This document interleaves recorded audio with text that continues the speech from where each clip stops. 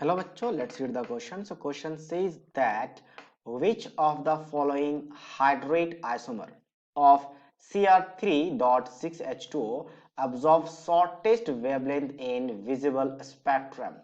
इनमें से कौन सा आपके पास आइसोमर होंगे? बेसिकली इस कंपाउंड का आइसोमर गिवन है और हमें पूछा है कि आपका शॉर्टेस्ट वेवलेंथ कहां पे होगा.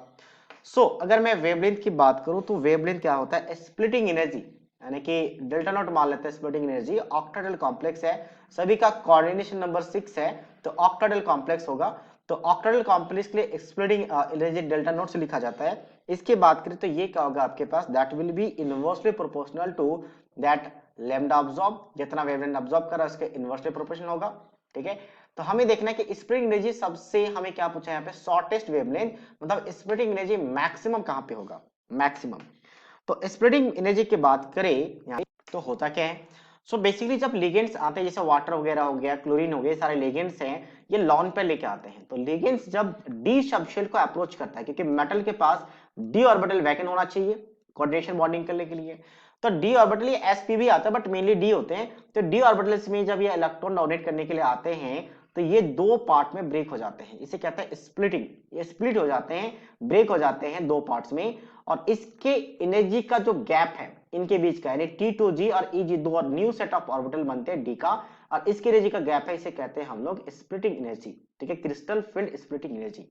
और ये डिपेंड करता है आपके पास मेनली जो सबसे मेन फैक्टर है, that is splitting energy is directly proportional to a strength of ligand.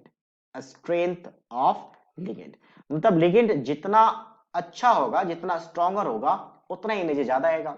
और सेकंड फैक्टर आता है, अगर मान लो मेटल डिफरेंट हो, हालांकि मेटल यहाँ पे तो सेम है, जो होता है जेड इफेक्टिव ऑफ मेटल.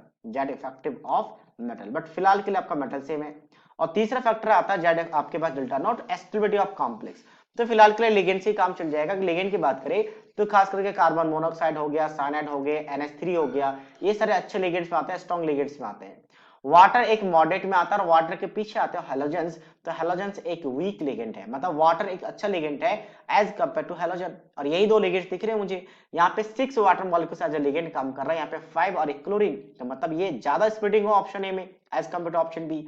और ऑप्शन सी की बात करें तो यहाँ पे और कम स्प्लिटिंग होगा, क्योंकि आपका क्लोरीन ऐड होते जा रहा है, वाटर मॉलिक्यूल्स कम हो रहे हैं. तो डी में सबसे कम. तो सीरीज रहेगा A B C and D. तो सबसे ज्यादा स्प्लिटिंग ऑप्शन ए में दिखेगा, मतलब सबसे ज्यादा स्प्लिटिंग एनर्जी ए में आएगा.